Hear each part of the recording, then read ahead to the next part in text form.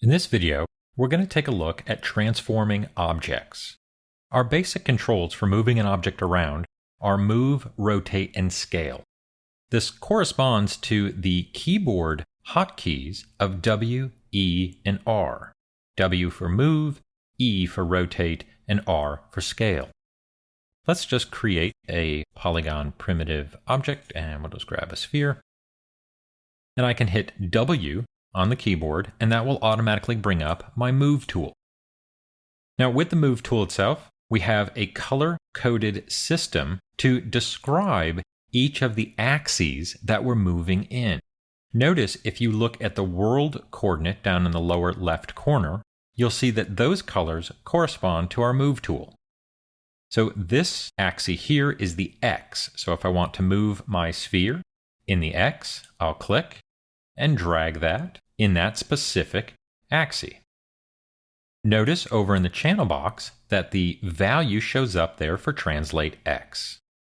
If we want to move it in the Y, we can grab the Y channel or that Y arrow. That is green in its color. Let's click a different one. We can see that we have a green color coding there. And the last one there, our Z channel, which is blue. We can also grab the middle yellow box, which will allow us to move in multiple axes. And you can see all three channels moving over there in the channel box. We also have three squares that allow us to move in a specific plane. So when we click on one of these arrows, we're simply moving in a specific axis. The middle box is all three axes. But if I grab one of these squares, for instance, the blue box, that is going to move me in the YX plane or the XY plane. So if I grab this, I'm restricted just to that plane. And again, notice in the channel box, only the XY channels are moving.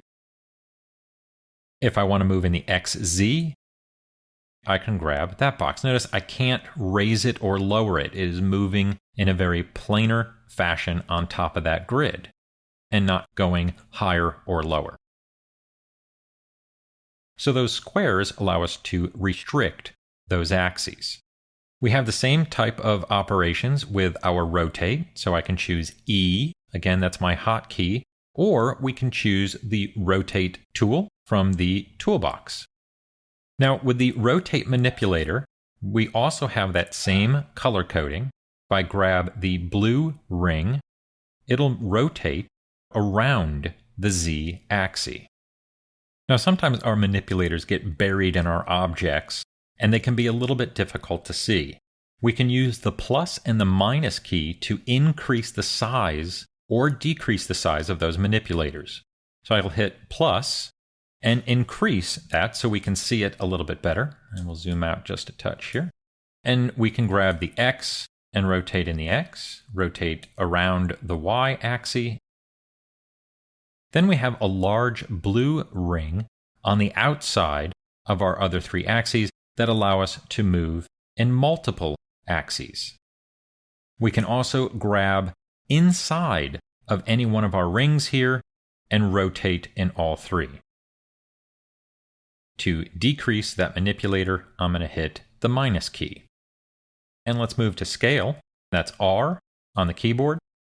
And now notice immediately here that the scale manipulator is in line with the rotation of the object. Now if I were to scale this in the Y, it would scale in the proper direction, so it doesn't distort it. But with each of our move, rotate, and scale tools, we can change how that manipulator actually functions or is oriented. I'm going to double click the scale tool to bring up the tool options. And at the top here, we have the scale axis. Notice it's set to object. This means that it will match the object's orientation in the world so that it will scale with it. But at any time, I can change this and go to world. Now, if I scale this, notice that my manipulator now matches my world axis. If I scale in the Y, it's going to distort the object as it's scaling away from its orientation. And now I hit W to go to the Move tool, just to show you that we have the same operation here. So if I wanted to move this object along its orientation, I can just click Object and translate it in the Y based upon the object's orientation. Let's take this back to World.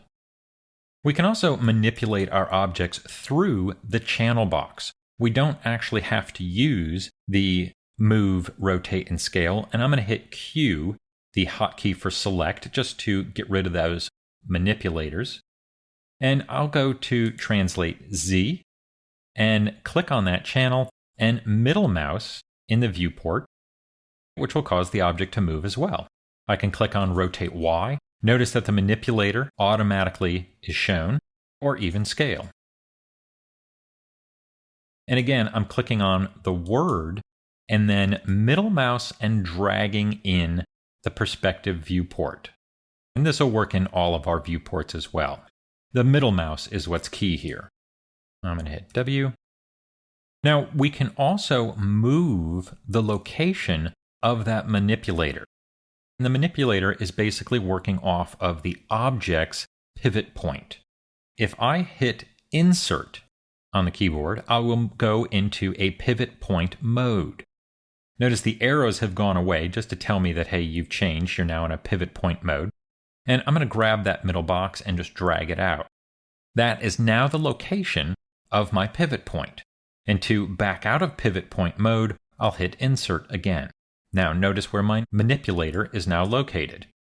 Now with the Move tool, that's not going to be too much of an issue or change things that badly. But if I hit E for Rotate, and now rotate about the X, you'll see that now our object is rotating as if it was orbiting the manipulator itself.